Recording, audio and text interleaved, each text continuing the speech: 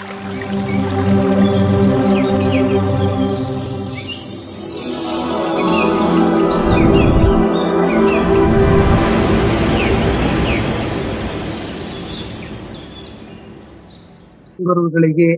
ಹಾಗೂ ಬ್ರಹ್ಮಾಂಡದ ಎಲ್ಲ ಆದಿಶಕ್ತಿಗಳಿಗೂ ಕೂಡ ನಾನು ನಮಸ್ಕರಿಸುತ್ತಾ, ಯೋಗಿಯ ಆತ್ಮಕಥೆಯಲ್ಲಿ ಹಿಂದಿನ ಭಾಗದಲ್ಲಿ ಸಂಗೀತದ ಬಗ್ಗೆ ಹೇಗೆ ಒಂದು ಪ್ರಾಚೀನ ಹೇಳಿಕೆಗಳು ಇದಾವೆ ಹಾಗೂ ಜ್ಯೋತಿಷ್ಯದ ಬಗ್ಗೆ ಕೂಡ ಏನು ಬರುತ್ತೆ ಅನ್ನೋದನ್ನು ಕೂಡ ಗಮನಿಸಿದ್ದು. ಈಗ ಮುಂದುವರಿದ ಭಾಗದಲ್ಲಿ ಯುಕ್ತೇಶ್ವರರು ಈ 24,000 ವರ್ಷಗಳ ವಿಷುವ ಚಕ್ರವನ್ನ ಹೀಗೆ ಲೆಕ್ಕಾಚಾರವಾಗಿ ಅನ್ವಯಿಸ್ಕೋಬಹುದು ಈಗ ಅನ್ನೋದನ್ನ ಹೇಳ್ತಾರೆ. ಅವರು ಈ ಚಕ್ರವನ್ನ ಪ್ರತಿ 12,000 ವರ್ಷಗಳ ಊರ್ಧ್ವಗಾಮಿ ವೃತ್ತಖಂಡ ಮತ್ತು ಇನ್ನು 12,000 ವರ್ಷಗಳ ಅಧೋಗಾಮಿ ವೃತ್ತಖಂಡ ಅಂತ ವಿಭಜಿಸ್ತಾರೆ. ನಾವು ಗಮನಿಸಿದ್ದು, ಇತಿಹಾಸ ಓದ್ಬೇಕಾದ್ರೆ ಗಮನಿಸಿರ್ತೀವಿ, ಗ್ರೀಕರು ಅದನ್ನ ಕಬ್ಬಿಣ ಯುಗ, ಕಂಚು ಯುಗ, ರಜತ ಯುಗ, ಸ್ವರ್ಣಯುಗ ಅಂತ.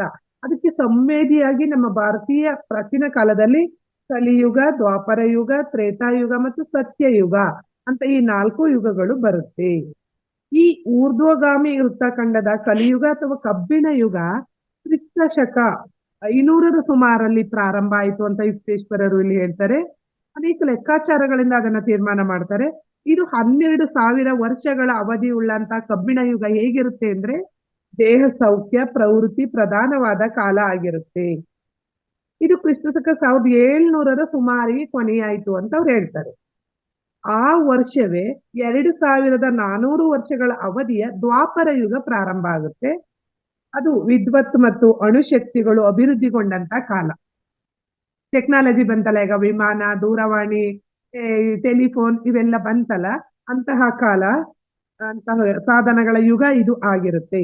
ನಂತರ ಬಂದದ್ದು 3,600 ವರ್ಷಗಳ ತ್ರೇತಾಯುಗ ಆಗಿದ್ದು, ಇದು 4,100ರ ಸುಮಾರಿನಲ್ಲಿ ಬರುತ್ತೆ.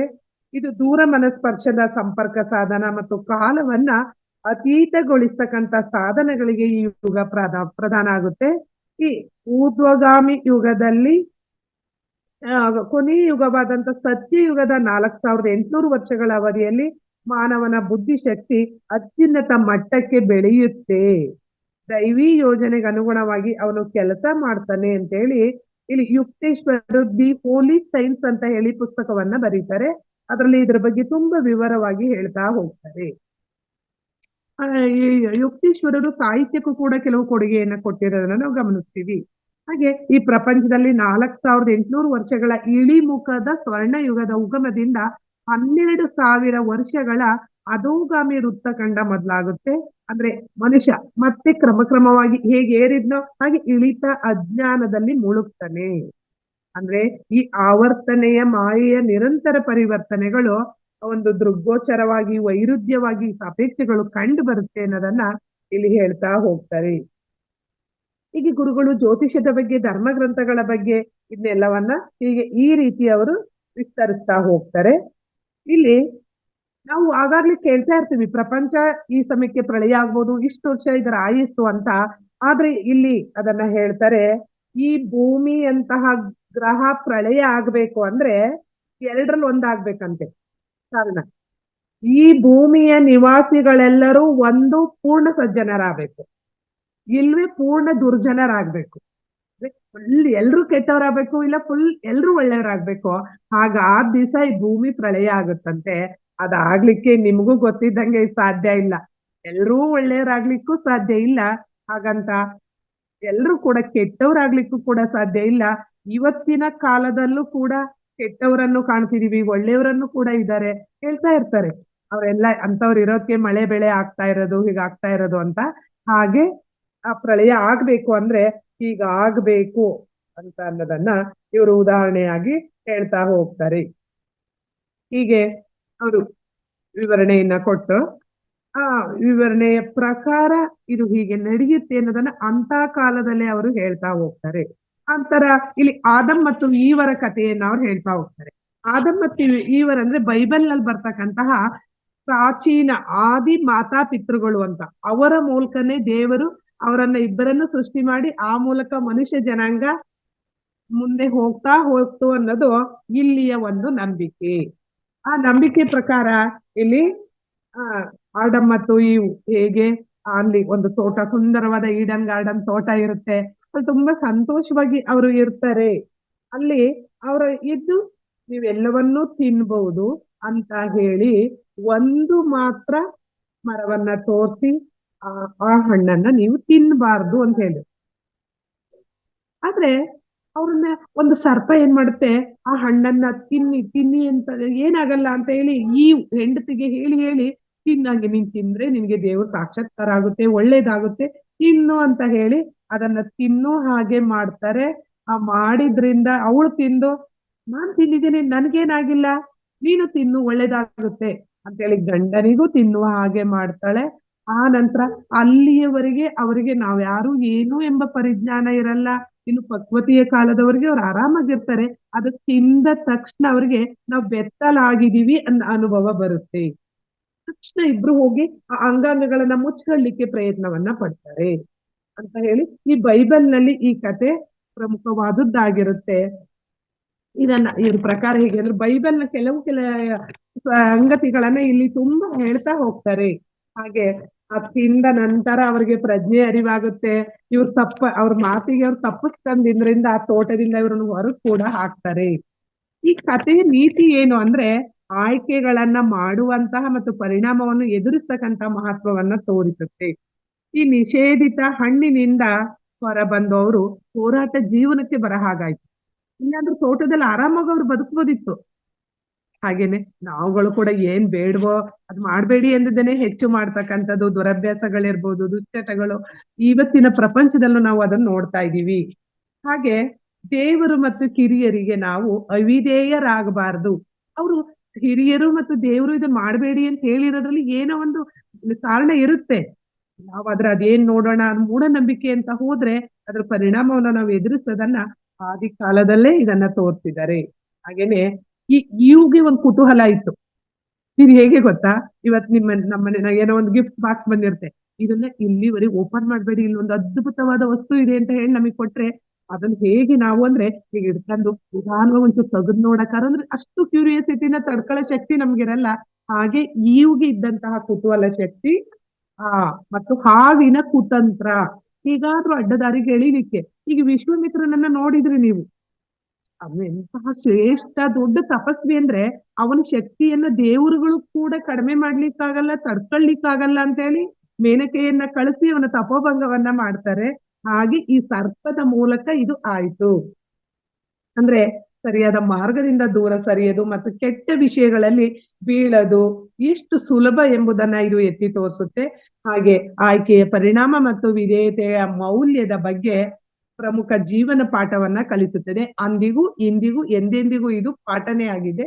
ಅಂದ್ರೆ ಮೊದಲ ಗಂಡ ಹೆಂಡತಿ ದೇವರಿಂದ ಪರಿಪೂರ್ಣ ಪಾಪರಹಿತ ಜೀವಿಗಳಾಗಿ ಹೇಗೆ ಸೃಷ್ಟಿಸಲ್ಪಟ್ಟಿದ್ರು, ಈಡನ್ ಗಾರ್ಡನ್ ಇಂದ ಅವರು ಹೇಗೆ ಪರಿಪೂರ್ಣ ಜಗತ್ತಿನಲ್ಲಿ ಪರಿಪೂರ್ಣ ಜೀವನವನ್ನ ಆನಂದಿಸಿದ್ರು, ಆದ್ರೆ ಯಾವುದು ತಪ್ಪಲ್ಲ ಅನ್ನೋದನ್ನ ನೋಡ್ತೀವಿ. ಇಲ್ಲಿ ಈಡನ್ ಅಂದ್ರೆ ಆಧ್ಯಾತ್ಮಿಕ ಪರಿಪೂರ್ಣತೆಯ ಒಂದು ಉಲ್ಲೇಖ ಇದೆ. ದೇವರಿಂದ ವಿಶಿಷ್ಟವಾಗಿ ಮನುಷ್ಯನಿಗೆ ಪರಿಪೂರ್ಣ ಮನೆಯಾಗಿ ಸೃಷ್ಟಿಸಲ್ಪಡುತ್ತೆ. ದುರಾದೃಷ್ಟವಶಾತ್ ಅವರಿಬ್ರು ಅವಿಧೇಯರಾಗಿ ಇದು ನಾಶ ಆಗುತ್ತೆ. ಅಂದ್ರೆ ದೇವ್ರು ಅವರಿಬ್ಬರನ್ನು ಒಂದೇ ಆತ್ಮವಾಗಿ ನೋಡ್ತಾ ಇರ್ತಾನೆ.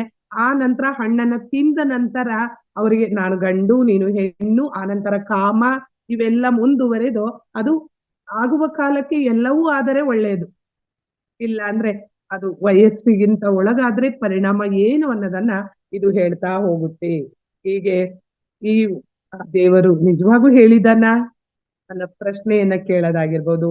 ಆ ಹಣ್ಣನ್ನ ತಿಂದ ತಕ್ಷಣ ಹೇಗೆ ನಾವು ಈಗ ಕೂಡ ದೇವರಿಂದ ಏನನ್ನು ಮುಚ್ಚುಮರೆ ಮಾಡ್ಲಿಕ್ಕಾಗಲ್ಲ, ಆದ್ರೂ ನಮಗೊಂದು ಭ್ರಮೆ ಇದೆ, ನಾವು ಏನೋ ಅವ್ರಿಗೆ ಗೊತ್ತಾಗ್ಲಿಲ್ಲ ಮಾಡಿದ್ರು ಅಂತ ಹೇಳಿ. ಯಾಕೆಂದ್ರೆ ನನ್ನ ಆತ್ಮದಲ್ಲಿರುವ ದೇವರು ನಾನು ಮಾಡಿದ ತಪ್ಪನ್ನ ಮೊದಲು ಅವನು ನೋಡ್ತಾನೆ. ಹೀಗೆ ಆ ಶಾಪದಲ್ಲಿ ಪಾಲ್ಗೊಳ್ತಾರೆ. ಹಾಗೆ ಆಧ್ಯಾತ್ಮಿಕವಾದ ಆ ತಾವು ಮತ್ತು ದೇವರಿಂದ ಪ್ರತ್ಯೇಕತೆಗೆ ಅದು ಕಾರಣ ಆಗುತ್ತೆ.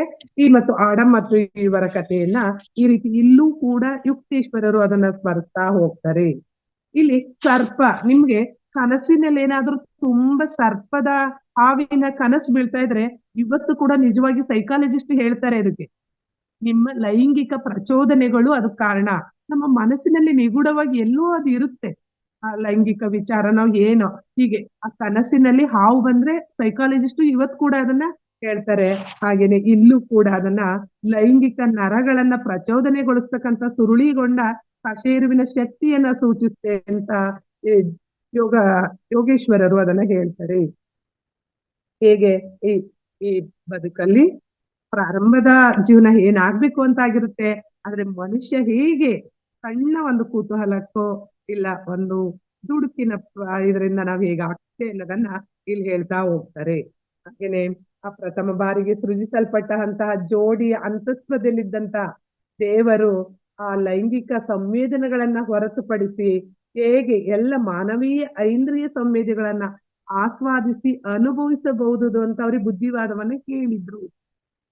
ಹಿಂದೆ ಈ ಲೈಂಗಿಕತೆ ಒಂದು ಕಟ್ಟುಪಾಡು ನಿಯಮದಲ್ಲಿ ಹೀಗೆ ನಡಿಬೇಕು ಅಂತಿತ್ತು. ಇವತ್ತಿನ ಸ್ವೇಚ್ಛಾಚಾರದ ಲೈಂಗಿಕತೆಯ ಸಮಸ್ಯೆಯನ್ನ ನಾವೆಲ್ಲರೂ ನೋಡ್ತಾ ಇದ್ದೀವಿ.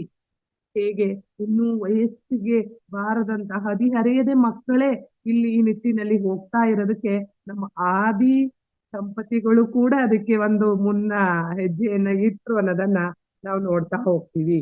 ಹಾಗೆ ಸರ್ಪಾದ ಇರ್ಬೋದು, ಪಾಪ ಪುಣ್ಯ ಪಾಪದ ಪರಿಜ್ಞಾನ ಅದರಿಂದ ಇದು ಆಗ್ತಾ ಹೋಗುತ್ತೆ. ಅದನ್ನ ಅವರು ವಿವರಣೆಯನ್ನ ಆ ತರ ಹೇಳ್ತಾರೆ. ಅದರ ಮುಂದೆ ಬಂದ್ರೆ ಇಲ್ಲಿ ಈ ಯೋಗಾನಂದರ ಒಬ್ಬ ಫ್ರೆಂಡ್ ಇರ್ತಾನೆ. ಅವ್ರ ಅಪ್ಪ ಡಾಕ್ಟರ್ ನಾರಾಯಣ್ ಚಂದ್ರ ರಾಯ್ ಅಂತ. ಸ್ವಲ್ಪ ಅನಾರೋಗ್ಯ ಇರುತ್ತೆ. ಯೋಗಾನಂದರಿಗೆ ಒಂದ್ ಸ್ವಲ್ಪ ರಿಕ್ವೆಸ್ಟ್ ಮಾಡ್ತಾರೆ, ನಿನ್ನ ಗುರು ನನ್ ತಂದೆನ್ ಸ್ವಲ್ಪ ನಿಮ್ ಗುರುಗಳಿಗೆ ಹೇಳಿ ಗುಣ ಪಡ್ಸೋನು. ಅವ್ರು ಬಂದ್ ಹೇಳ್ತಾರೆ, ಯುಕ್ತೇಶ್ವರರ್ ಹೇಳ್ತಾರೆ, ಕರ್ಕೊಂಡ್ ಬಂದ್ ಹೇಳಿದ ತಕ್ಷಣ ಸತ್ತ ಮನುಷ್ಯನನ್ನ ಆಶ್ರಮಕ್ಕೆ ಯಾಕೆ ಕರೆ ತಂದಿದೀಯ ನೀನು? ಅಯ್ಯೋ ಗುರುಗಳು ಯಾಕೆ ಹಿಂಗ ಅಂತಿದ್ದೀರಾ, ಅವ್ರು ಇನ್ನೂ ಬದುಕಿದ್ದಾರೆ, ನಾನ್ ಕರ್ಕೊಂಡ್ ಬಂದಿದ್ದೀನಿ ಅಂತ ಹೇಳ್ತಾರೆ. ನೋಡಿ, ಶರೀರದಲ್ಲಿ ಉಸಿರಿರ್ಬೋದು, ಮನಸ್ಸು ಸತ್ತೋಗಿದೆ ಅನ್ನೋದನ್ನ ಹೇಗೆ ಅವರು ಪರೋಕ್ಷವಾಗಿ ಹೇಳ್ತಾರೆ. ಆದ್ರ ರಾಯ್ ಒಬ್ಬ ದೇವರನ್ನು ನಂಬದಂತಹ ನಿರೀಶ್ವರವಾದಿಯಾಗಿರ್ತಾನೆ. ಆದ್ರಿಂದ ಅವನನ್ನ ಬಗ್ಗೆ ಇವರಿಗೂ ಒಲವು ಇರಲ್ಲ ಇದನ್ ಮಾಡ್ಲಿಕ್ಕೆ. ಆದ್ರೂ ಕೂಡ ನಿನ್ನ ಸ್ನೇಹಿತನ ಬೇಡಿಕೆಗೆ ಅನುಗುಣವಾಗಿ ನಾನು ಮನಸ್ಸನ್ನ ಮಾಡ್ತೀನಿ, ಅವ್ರು ಕೈ ಬಳೆಯನ್ನ ಹಾಕಳ ಹಾಗೆ ಮಾಡ್ಬೇಕು ನೀನು ಅಂತ ಹೇಳಿ ಇವರು. ಆದ್ರೆ ರಾಯಿ ಪ್ರಾರಂಭದಲ್ಲಿ ಅದನ್ನು ಒಪ್ಗಳಲ್ಲ, ಅದನ್ನು ಸಿದ್ಧ ಮಾಡಿದ್ರು ಕೂಡ ಮತ್ತೆ ಹಾಸಿಗೆಗೆ ಹೋಗ್ತಾನೆ. ಹಾಸಿಗೆಗೆ ಬಿದ್ದಂತ ಸಂದರ್ಭದಲ್ಲಿ ಓಕೆ ಏನೋ ಹಾಕತೀನಿ ಅಂತ ಹೇಳಿ ಹಾಕತಾರೆ. ಆಮೇಲೆ ಮತ್ತೆ ಇವರು ತುಂಬಾ ದೊಡ್ಡ ಒಂದು ತೀವ್ರ ಮಟ್ಟಕ್ಕೆ ಹೋದಂತ ಮಧುಮೇಹ. ಡಾಕ್ಟರ್ ಕೂಡ ಬಂದ್ ಮನೆಗೆ ನೋಡ್ತಾ ಇರ್ತಾರೆ. ಡಾಕ್ಟರ್ ಹೇಳ್ತಾರೆ ಫೈನಲ್ ಸ್ಟೇಜ್ ಅಂತ ಹೇಳ್ತಾರಲ್ಲ, ಏನ್ ಮಾಡ್ಲಿಕ್ ಆಗಲ್ಲ, ಇದ್ದಷ್ಟು ದಿನ ಚೆನ್ನಾಗಿ ನೋಡ್ಕೊಳ್ಳಿ, ದೇವ್ರ ಮೇಲೆ ಭಾರ ಹಾಕಿ ಅಂತ ಡಾಕ್ಟರ್ಗಳು ಕೊನೆಗಾಲದಲ್ಲಿ ಹೇಳ್ತಾರಲ್ಲ, ಆ ರೀತಿ ಇಲ್ಲೂ ಕೂಡ ಹೇಳ್ತಾರೆ ಆ ಡಾಕ್ಟರ್ ಬಂದು. ಆದ್ರೆ ಯೋಗಾನಂದ್ರ ಹೇಳ್ತಾರೆ, ಇಲ್ಲ ಸ್ವಾಮಿ, ನನ್ನ ಗುರುಗಳು ಹೇಳಿದ್ದಾರೆ ಅವ್ರು ಬದುಕ್ತಾರೆ 6 ತಿಂಗಳು ಅಂತ ಹೇಳಿದಾಗ ಇವರು ಅನುಮಾನಾಸ್ಪದವಾಗಿ ಡಾಕ್ಟರ್ ನೋಡ್ತಾರೆ, ಈ ವ್ಯಕ್ತಿ ಬದುಕಕ್ ಸಾಧ್ಯನಾ, ಇವ್ರು ಹಂಗ್ ಭರವಸೆ ಹೇಳ್ತಿದಾರಲ್ಲ ಅಂತ. ಇನ್ 15 ದಿನ ಆದ್ಮೇಲೆ ರಾಯ್ ಚೆನ್ನಾಗಿ ಆರೋಗ್ಯವಾಗಿ ಎದ್ದೇ ಬಿಡ್ತಾರೆ. ಎದ್ದ ತಕ್ಷಣ ಅವ್ರು ಬಂದು ಡಾಕ್ಟರ್ ಬಂದು ಯೋಗಾನಂದನ್ ಹುಡ್ಕೊಂಡ್ ಬಂದು ಹೇಳ್ತಾರೆ, ನನ್ನ ಅನುಭವದಲ್ಲಿ ಇದೊಂದು ಅದ್ಭುತವಾದ ಘಟನೆ, ಇದುವರೆಗೂ ಯಾವುದೂ ಕೂಡ ಈ ತರ ಘಟನೆ ನಡೆದಿಲ್ಲ. ನಿಜವಾಗಿಯೂ ನಿನ್ನ ಗುರು ಗುಣಪಡಿಸ್ತಕ್ಕಂತಹ ಮಹಾತ್ಮನೇ ಇರ್ಬೇಕು ಅಂತ ಹೇಳ್ತಾರೆ. ಆಗ ಯುಕ್ತೇಶ್ವರರು ಆಗಾಗ್ಲೇ ಹೇಳ್ತಾ ಇರ್ತಾರೆ, ಮಾಂಸವನ್ನ ತಿನ್ನೋದನ್ನ ಬಿಡ್ಬೇಕು, ಹಾಗೆ ಈ ಅವೈಜ್ಞಾನಿಕ ಭಾವನೆಗಳ ಮೇಲೆಲ್ಲ ಮಾಡ್ಬಾರ್ದು. ಅಂದ್ರೆ ಆ ರಾಯಿ ಒಪ್ಪಲ್ಲ, ನಮ್ಮ ಆಹಾರದಲ್ಲಿ ಪೌಷ್ಟಿಕಾಂಶ ಬರದೇ ಅದರಲ್ಲಿ. ಇವತ್ತು ಕೂಡ ನಿನ್ನೆ ಒಬ್ರು ಹೇಳ್ತಾ ಇದ್ರು, B12 ವಿಟಮಿನ್ ಬರ್ಬೇಕು ಅಂದ್ರೆ ವೆಜ್ ಬರಲಿಕ್ ಸಾಧ್ಯ ಇಲ್ಲ, ನಾನ್ ವೆಜ್ ಅಟ್ಲೀಸ್ಟ್ ಮೊಟ್ಟೆನಾದ್ರೂ ತಿನ್ನಿ ಅಂತ ನನ್ಗೆ ಹೇಳಿದ್ರು.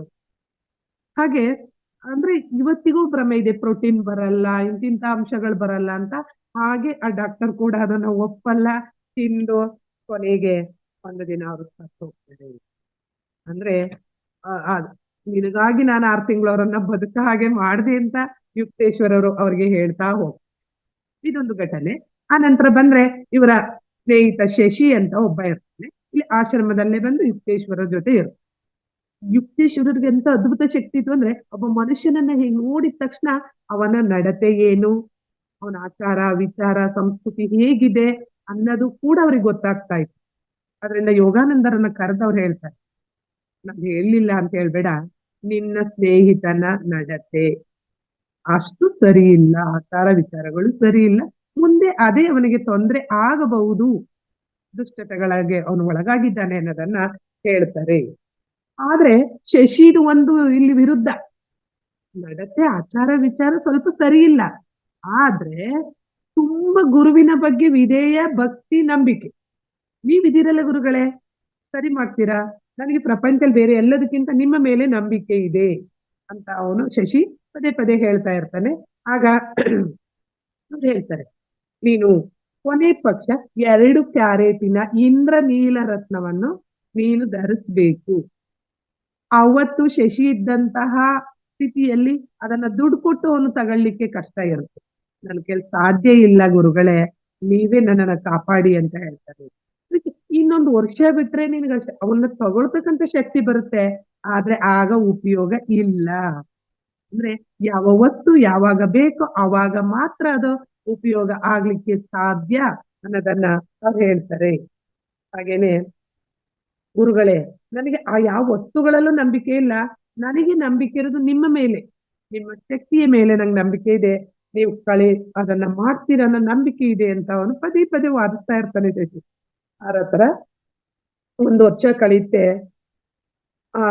ಇವ್ರ ಮನೆಗೆ ಹೋಗಿ ಗುರುಗಳು ಯೋಗಾನಂದರ ಇಬ್ರು ಕೂಡ ಭೇಟಿ ಆಗ್ತಾರೆ. ಆಗ ಇಬ್ರು ಮಾತಾಡ್ತಾ ಕೂತಿರ್ತಾರೆ, ಬಾಗ್ಲ ಮೇಲೆ ಯಾರೋ ಬರ್ತಕ್ಕಂತ ಮೆಟ್ಲತ್ತಿ ಬರ್ತಕ್ಕಂತ ಶಬ್ದ ಕೇಳ್ತಾರೆ. ಆಗ ಯುಕ್ತೇಶ್ವರ ಹೇಳ್ತಾರೆ, ಬರ್ತಾ ಇರೋದು ಶಶಿ ಇರ್ಬೇಕು, 1 ವರ್ಷ ಕಳೀತು, ಅವನ 2 ಶ್ವಾಸಕೋಶಗಳು ಹೋಗಿದ್ದಾವೆ. ಅವನು ನನ್ನ ಸಲಹೆಯನ್ನ ಅಲಕ್ಷ್ಯ ಮಾಡಿದ. ಇಂದ್ರ ನೀಲಮಣಿ ರತ್ನವನ್ನ ಹಾಕೊಳ್ಳಿಕ್ ನಾನು ಹೇಳ್ದೆ ಅಲ್ವಾ, ಅವನ್ ಹಾಕಣ್ಣ ಅಂತ ಹೇಳ್ತಾರೆ. ಯೋಗಾನಂದರಿಗೆ ಆಶ್ಚರ್ಯ, ಸ್ನೇಹಿತ ಬರ್ತದೆ ಅಂತ ದಡಬಡ ಅಂತ ಹೇಳಿದ್ ಕೆಳಗಡೆ ಮೆಟ್ಟಿಗೆ ಬರ್ದ್ ನೋಡ್ತಾರೆ. ಅವನ್ ಗುರುಗಳಿದಾರ ಅಂತ ಕೇಳ್ತಾರೆ.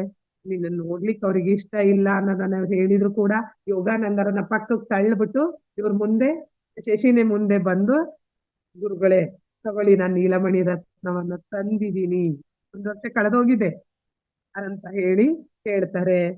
ಆಗ ನನಗೆ ವೈದ್ಯರು ಹೇಳಿದ್ದಾರೆ, ಶ್ವಾಸಕೋಶದ ಕ್ಷಯವಿದೆ, ನಾನು ಬದುಕೋದು ಕೇವಲ 3 ತಿಂಗಳು ಅಂತ ಹೇಳಿದ್ದಾರೆ ಗುರುಗಳೇ ಅಂತ.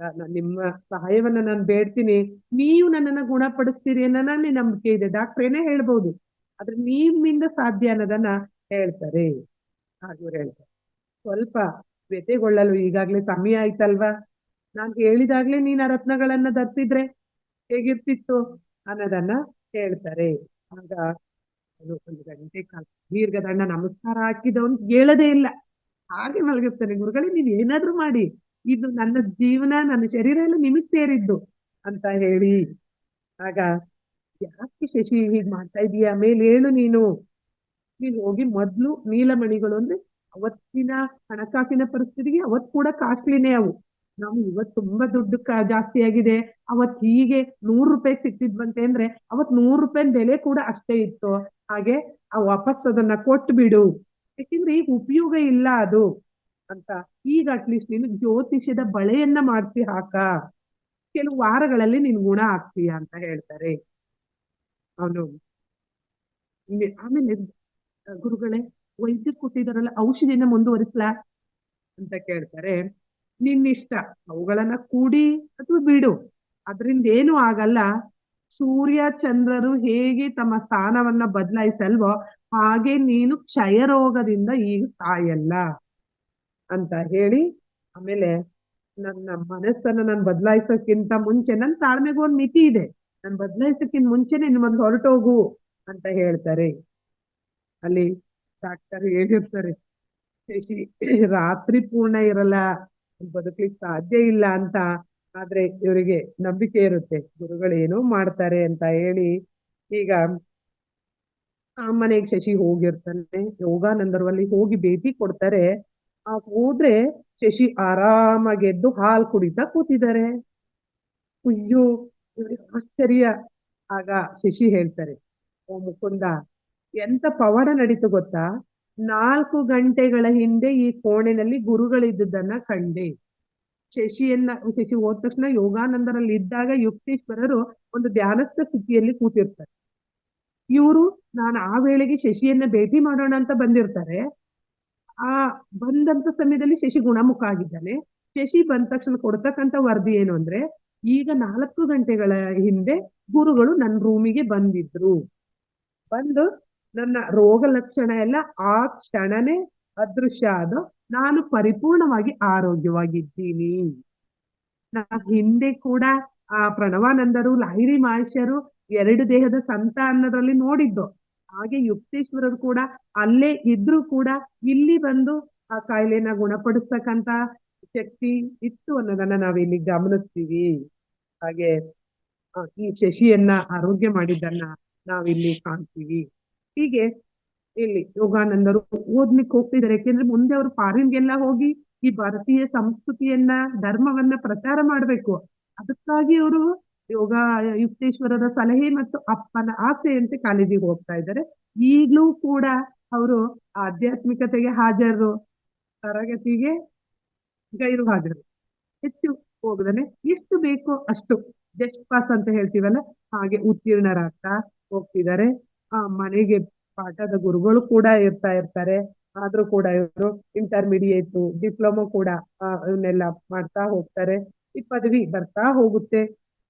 ತಮ್ಮ ದರ್ಜೆನಲ್ಲಿ ಬರ್ಲಿಲ್ಲ ಅಂದ್ರೂ ಒಂದಿದ್ರಲ್ಲಿ ಅದು ಬರ್ತಾ ಹೋಗುತ್ತೆ.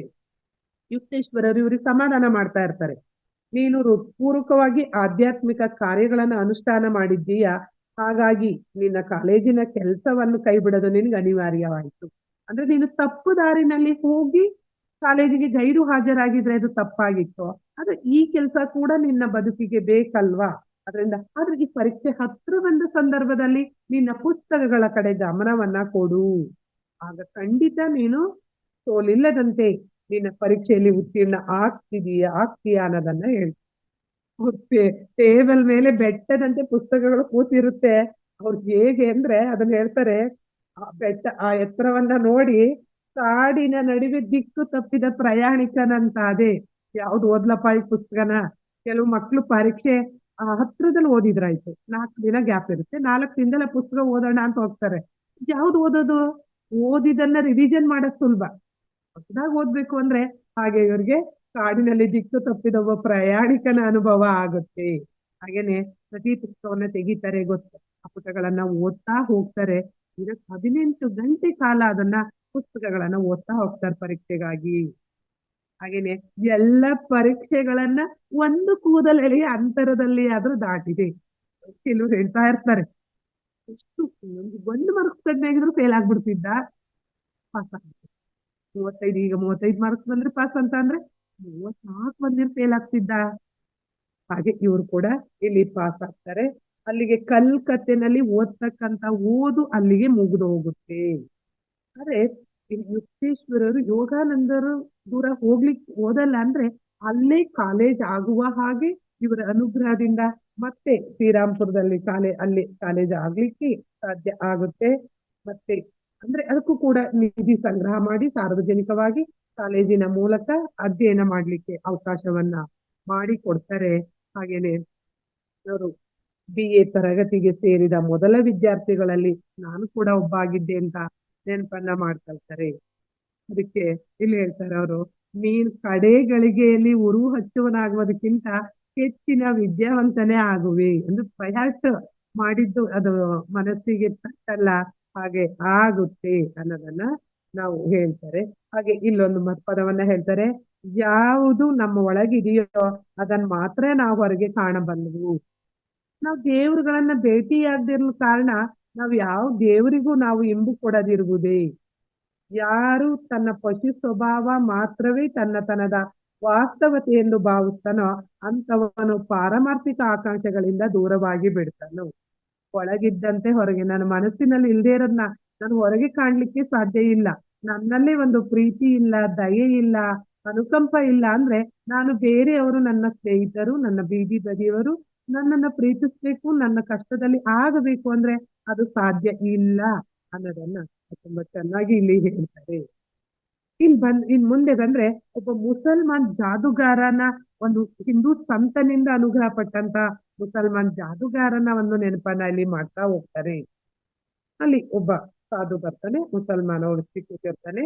ಆಗ ವರ್ಷಗಳ ಹಿಂದೆ ನೀನು ವಾಸ ಆಗಿರ್ತಕ್ಕಂಥ ಈ ಕೊಠಡಿನಲ್ಲಿ ಹೇಗೆ ಪವಾಡವನ್ನ ಮಾಡದನ್ನ ಘಟನೆಯನ್ನ ಹೇಳ್ತೀನಿ ಅಂತ ಯುಕ್ತೇಶ್ವರರು ಯೋಗಾನಂದರಿಗೆ ಕಥೆಯನ್ನ ಹೇಳ್ತಿದ್ದಾರೆ ಇಲ್ಲಿ.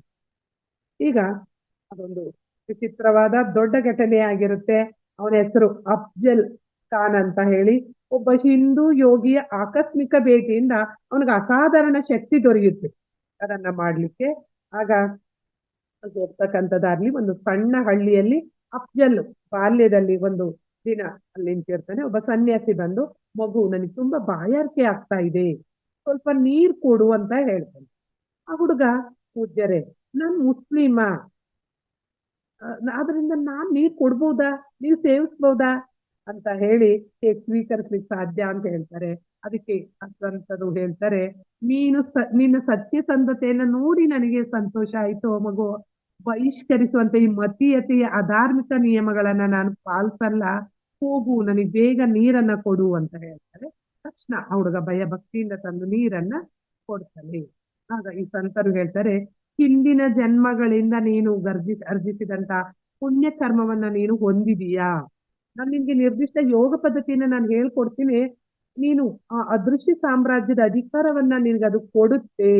ಆದ್ರೆ ಆ ಶಕ್ತಿಯನ್ನ ನೀನು ಯೋಗ್ಯವಾದ ಉದ್ದೇಶಗಳಿಗೆ ಮಾತ್ರ ಬಳಸ್ಬೇಕು, ಸ್ವಾರ್ಥಕ್ಕಾಗಿ ಕೆಟ್ಟ ಉದ್ದೇಶಕ್ಕೆ ನೀನು ಬಳಸಬಾರ್ದು. ಈ ಪೂರ್ವಜನ್ಮದಿಂದ ನೀನು ಅನೇಕ ವಿನಾಶಕ ಬೀಜಗಳನ್ನು ತಂದಿದೀಯ ಅಂತ ಕಾಣಿಸುತ್ತೆ. ಆದ್ರೆ ಈ ಹೊಸ ಪಾಪ ಕಾರ್ಯಗಳನ್ನ ಮಾಡಿ ಇನ್ನೂ ಅದನ್ನ ಹೆಚ್ಚು ಮಾಡ್ಕೋಬೇಡ.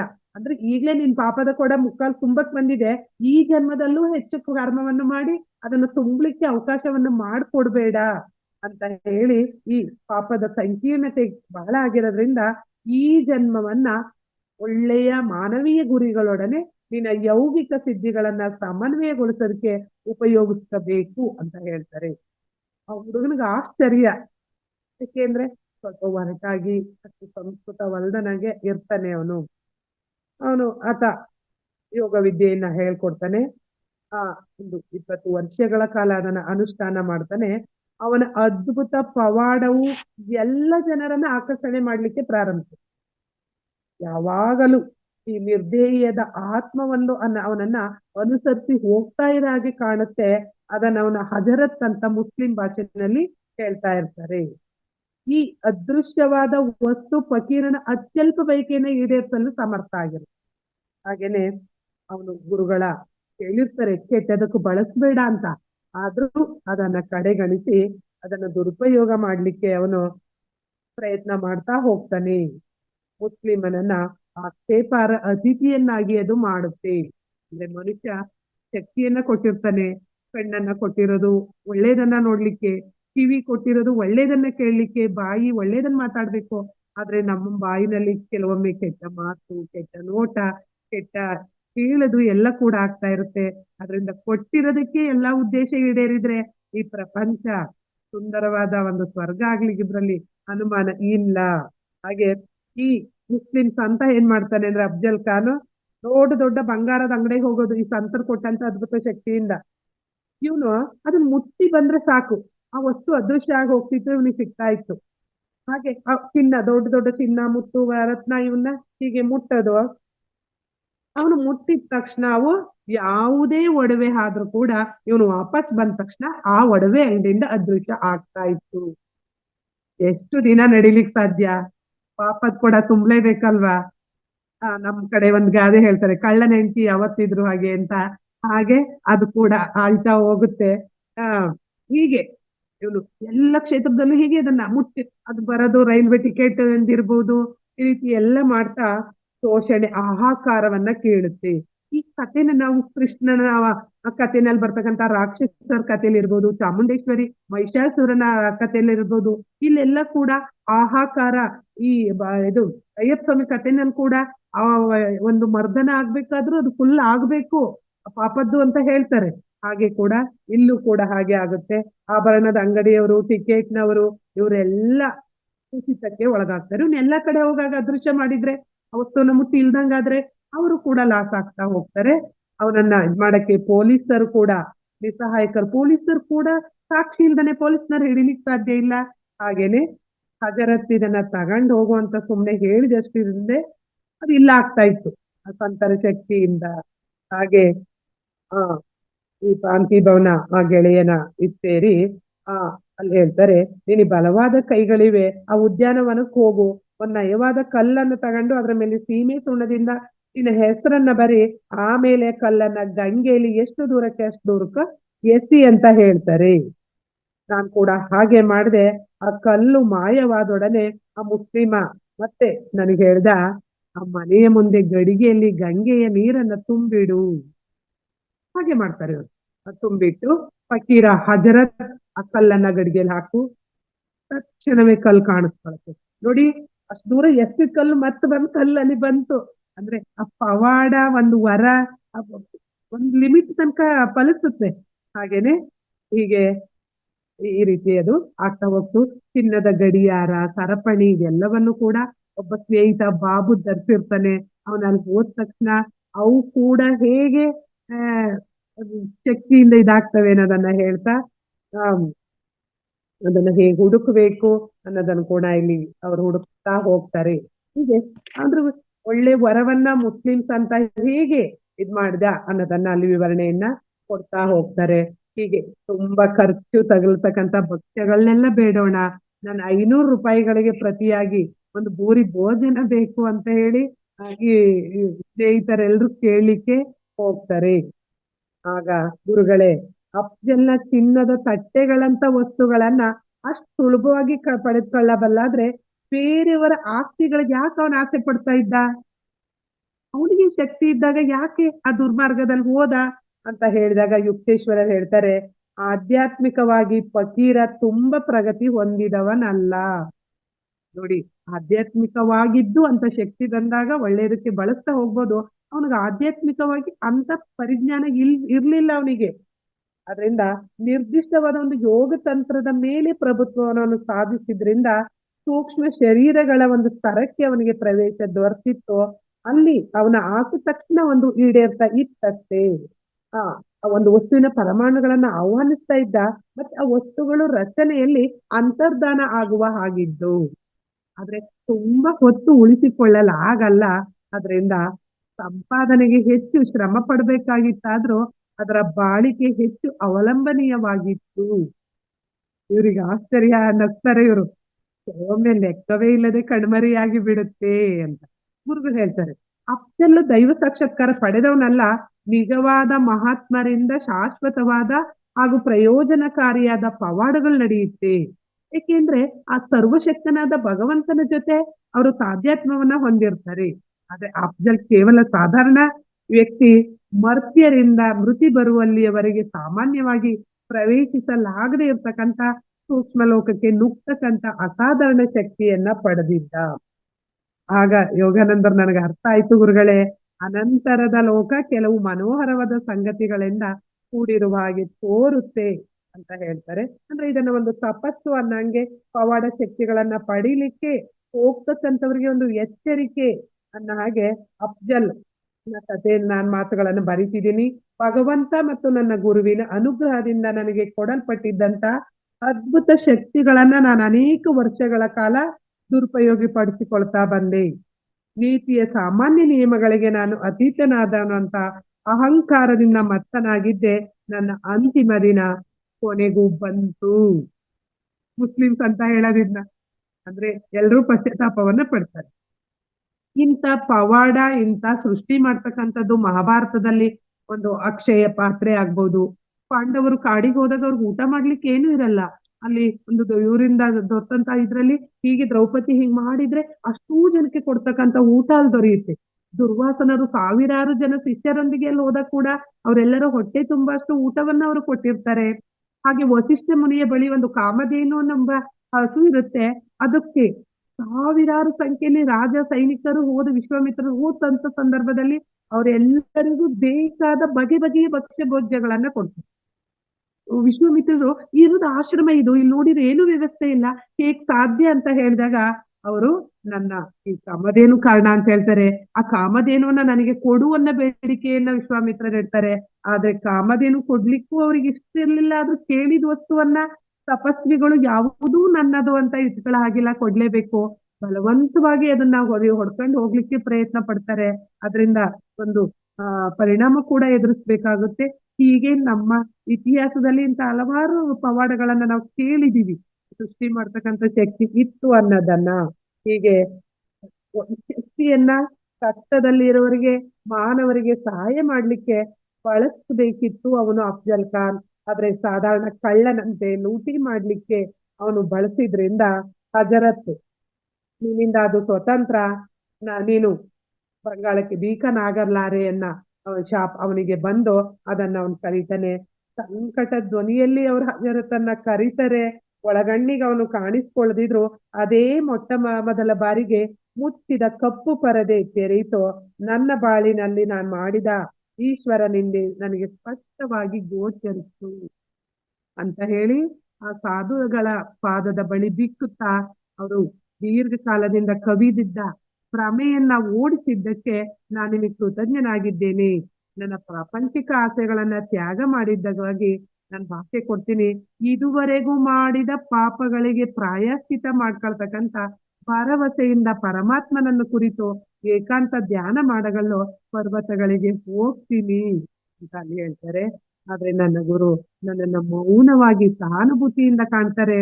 ಕೊನೆಗೆ ಪ್ರಾಮಾಣಿಕತೆ ಅವ್ರಿಗೆ ಅರ್ಥ ಆಗುತ್ತೆ. ಈ ಪಶ್ಚಾತ್ತಾಪ ವಿಧೇಯತೆಯಿಂದ ನಿನ್ಗೊಂದು ವರವನ್ನ ಕಳಿಸ್ತೀನಿ. ನೀನು ಉಳಿದ ಶಕ್ತಿಗಳು ಎಲ್ಲ ಹೋಗಿ ಆಯ್ತು, ಆದ್ರೆ ಆಹಾರ ಬಟ್ಟೆಗಳ ಅವಶ್ಯಕತೆ ಇದ್ದಾಗ ಮಾತ್ರ ಅವು ನಿನಗೆ ಒದಗಿಸ್ಲಿ ಅಂತ ಹೇಳಿ ಫಲಪ್ರದವಾಗಿ ಹಜರತನ್ನ ಕೇಳ್ಬಹುದು. ನೀನು ಅಂದ್ರೆ ನೀನ್ ಹಸಿವಿನಿಂದ ಸಾಯದ ಹಾಗೆ ನಿನ್ಗೆ ವರವನ್ನ ಕೊಡ್ತೀನಿ, ಮಾನವನ ಮುಚ್ಚಿಕೊಳ್ಳಿಕ್ಕೆ ಎಷ್ಟು ಬೇಕೋ ಅಷ್ಟನ್ನ ಕೊಡ್ತೀನಿ ಅನ್ನೋದನ್ನ ಹೇಳ್ತಾರೆ.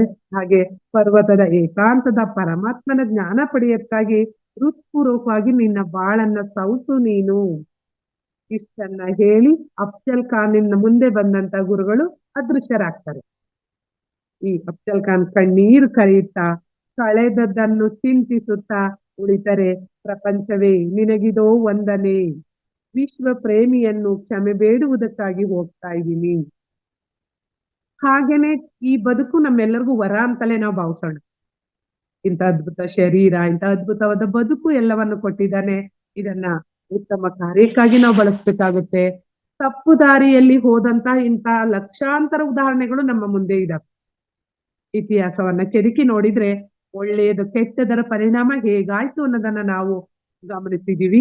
ಅದರಿಂದ ಇವೆಲ್ಲವೂ ಕೂಡ ನಮ್ಮ ಜೀವನಕ್ಕೆ ಪಾಠ ಇವು ಅಂತ ಹೇಳಿ ಮುಸಲ್ಮಾನ್ ಜಾದೂಗಾರ ಅಫ್ಜಲ್ ಖಾನ್ ಅಂದ್ರೆ ದೇವ್ರು ಎಲ್ಲರಿಗೂ ವರ ಕೊಡ್ತಾನೆ, ವರ ಎಲ್ರಿಗೂ ಪಾಲಿಸಲ್ಲ. ಎಲ್ರೂ ಪಾಲಿಸಿದ್ರೆ ಇಷ್ಟೊತ್ತಿಗೆ ಎಲ್ರೂ ಸಾಧು ಸಂದ್ರೆ ತುಂಬಿರ್ತಿದ್ರೇನು. ನನಗೆ ಬಾಲ್ಯದಲ್ಲಿ ಒಂದ್ ಪ್ರಶ್ನೆ ಇತ್ತು. ಎಲ್ರೂ ಪ್ರಾಮಾಣಿಕರಾಗಿದ್ರೆ, ಎಲ್ರೂ ಒಳ್ಳೆಯವರೇ ಆಗಿದ್ರೆ ಪೊಲೀಸ್ ಸ್ಟೇಷನ್ ಏನ್ ಮಾಡಕ್ಕೆ, ಕೋರ್ಟ್ ಏನ್ ಮಾಡಕ್ಕೆ ಅದೇ ಹಣವನ್ನ ಈ ನಿಜವಾಗ್ಲೂ ನಮ್ಮ ಬಜೆಟ್ನಲ್ಲಿ ಹೆಚ್ಚು ಹಣವನ್ನ ನಾವು ರಕ್ಷಣೆಗೆ ಬಾಂಬು ಗನ್ ಇವನ್ ತಯಾರಿಸ್ಲಿಕ್ಕೆ ಬಳಸ್ತಾ ಇದೀವಿ. ಅದೆಲ್ಲ ನಿಲ್ಲಿಸ್ಬೋದಲ್ಲ ಅನ್ನೋದೊಂದು ಕನಸಿತ್ತು ನಂಗೆ ಪ್ರೈಮರಿ ಓದ್ಬೇಕಾದ್ರೆ. ಆದ್ರೆ ಇದು ಅಸಾಧ್ಯ ಅಂತ ನನಗೆ ಈಗ ಅನ್ಸುತ್ತೆ. ಇವತ್ತು ನನಗೆ ಅದೊಂದು ಯಾವತ್ತಾದ್ರೂ ಈಡೇರ್ಬಹುದಾ ಇದೆಲ್ಲ ಆಧ್ಯಾತ್ಮಿಕತೆ ಮುಂದುವರೆದ್ರೆ ಅಂತ. ಆದ್ರೆ ನೋಡಿ, ಒಂದು ಚಿನ್ನದ ಕಲ್ಲನ್ನ ಕೊಟ್ರೆ ಒಬ್ಬ ಹೇಗೆ ಅದನ್ನ ಬಳಸ್ಕೋಬಹುದು, ಯೋಗಾನಂದ್ರು ಹೇಗ್ ಬಳಸ್ಕೊಂಡ್ರು, ಮುಸಲ್ಮಾನ್ ಜಾದೂಗಾರ ಅದನ್ನ ಹೇಗೆ ಅನುಪಯೋಗ ಮಾಡ್ಕೊಂಡ ಅನ್ನೋದನ್ನ ಗಮನಿಸ್ತ. ಹಾಗೆ ಈ ಮುಂದಿನ ತರಗತಿನಲ್ಲಿ ನಾವು ಮುಂದಿನ ಯೋಗಾನಂದರ ಬದುಕಿನಲ್ಲಿ ಬರ್ತಕ್ಕಂಥ ಇಂಥ ಅಮೂಲ್ಯವಾದ ರತ್ನಗಳನ್ನ ಹೆಕ್ಕಿ ತೆಗಿತಾ ಹೋಗೋಣ. ಈ ಅವಕಾಶಕ್ಕಾಗಿ, ಇದನ್ನ ನೀವೆಲ್ಲರೂ ತಾಳ್ಮೆಯಿಂದ ಕೇಳಿದಕ್ಕಾಗಿ ನಾನು ಎಲ್ರಿಗೂ ನಿಮಗೆ ಪ್ರೀತಿಪೂರ್ವಕ ನಮನನ್ನ ಕಲಿಸ್ತೀನಿ.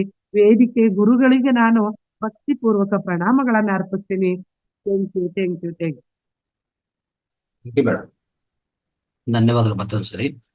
ಸೊ ಅದ್ಭುತವಾದ ಇವತ್ತಿನ 8ನೇ ಭಾಗ. ಐ ಥಿಂಕ್ ಈ ತಿಂಗಳಲ್ಲಿ ಇದು ಕೊನೆ ಭಾಗ. ಮತ್ತೆ ಮುಂದಿನ ತಿಂಗಳಲ್ಲಿ ಇನ್ನೂ ಹೆಚ್ಚು ಇದಕ್ಕೂ ನಾವು ತರಗತಿಗಳು ಕೊಡೋಕ್ಕೆ ಪ್ರಯತ್ನ ಮಾಡ್ತೀವಿ. ಖಂಡಿತ ಪ್ರತಿಯೊಂದು ದಿವಸ ಇನ್ನೂ ಅನೇಕ ವಿಷಯಗಳು, ಅಂದರೆ ಇದು ಒಂದು ಅದ್ಭುತವಾದ ಒಂದು ಪಾರಾಯಣ ಅಂತರ ಗ್ರಂಥ ಇದು. ಇದನ್ನು ತಿಳ್ಕೊಂತ ಹೋದ್ರೆ ನಮ್ಮ ಜೀವನದಲ್ಲೂ ಅನೇಕ ವಿಷಯಗಳು ಕ್ಲಾರಿಟಿ ಬರ್ತಾ ಇರ್ತದೆ. ಒಂದೊಂದು ಘಟನೆ ನಾವು ತಿಳ್ಕೊಂತ ಇರುವಾಗ ಅನೇಕ ರೀತಿಯಲ್ಲಿ ನಮಗೂ ಕ್ಲಾರಿಟಿ ನಮ್ಮ ಜೀವನದಲ್ಲಿ ಬರ್ತಾ ಇರ್ತದೆ. ಸೊ ತುಂಬಾ ಅದ್ಭುತವಾಗಿದೆ. Thank you. ಸ್ನೇಹಿತರೆ, ಈಗ ನಿಮ್ಮ ಅನಿಸಿಕೆಗಳು ಮತ್ತೆ ಅನುಭವಗಳಲ್ಲಿ ಯಾರಾದರೂ ಪ್ರಶ್ನೆ ಇದ್ರೆ ಕೇಳಿ ಇವತ್ತಿನ ಸೆಷನ್ ಇಂದ. ಥ್ಯಾಂಕ್ ಯು ವಾಣಿ ಮೇಡಮ್, ತುಂಬಾ ಚೆನ್ನಾಗಿತ್ತು. ಅಂದ್ರೆ ಯೋಗಾನಂದರ ಮತ್ತೆ ಅದು ಯಾವಾಗಲೂ ಅಂದ್ರೆ ನಾವು ಓದೋದ್ಕಿಂತನೂ ಯಾರಾದ್ರೂ ಹೇಳಿದ್ರೆ ಬೇಗ ನಮ್ಗೆ ಸ್ವಲ್ಪ ಬೇಗ ಅರ್ಥ ಆಗುತ್ತೆ ನಾವು ಓದೋದ್ಕಿಂತ. ನಾನು ಓದಕ್ ಸ್ಟಾರ್ಟ್ ಮಾಡಿದ್ದೀನಿ, ಬಟ್ ನೀವ್ ಹೇಳೋ ಒಂದು ರೀತಿ ಇದೆಯಲ್ಲ ತುಂಬಾ ಚೆನ್ನಾಗಿದೆ, ಬೇಗ ನಮ್ಗೆ ಮನನ ಆಗ್ತಾ ಇದೆ. Thank you madam, thank you, ತುಂಬಾ ಚೆನ್ನಾಗಿರ್ತದೆ. ಪ್ರತಿಯೊಂದು ಹಂತದಲ್ಲೂ ಗುರುಗಳು ನಮ್ಮನ್ನ ಹೇಗೆ ಅಂದ್ರೆ ದಾರಿ ತೋರಿಸ್ತಾ ಇರ್ತಾರೆ ಅನ್ನೋದಕ್ಕೆ ಇದೊಂದು ಅದ್ಭುತವಾದ ಒಂದು ಇವತ್ತಿನ ಸೆಷನ್ ಅಂತೂ ಹಾಗೆ ಇತ್ತು. ಪ್ರತಿಯೊಬ್ಬರಿಗೂ ಶಿಷ್ಯಗೆ ಹೇಗೆ ಅವರು ಯಾವ ಮಟ್ಟದಲ್ಲಿ ಇರ್ತಾರೆ, ಅವ್ರನ್ನ ಯಾವ ಲೆವೆಲ್ ನಾವು ತಗೊಂಡು ಹೋಗ್ಬೇಕು ಅನ್ನೋದನ್ನ ನಾವಿಲ್ಲಿ ತಿಳ್ಕೊಳ್ತಾ ಇದೀನಿ, ಅದನ್ನು ಕೂಡ ಅಲ್ಲಿ ಹೇಳ್ತಾ ಇದ್ದಾರೆ. ಥ್ಯಾಂಕ್ ಯು ಮೇಡಮ್, ತುಂಬಾ ಚೆನ್ನಾಗಿ ಹೇಳಿದ್ದೀರಾ.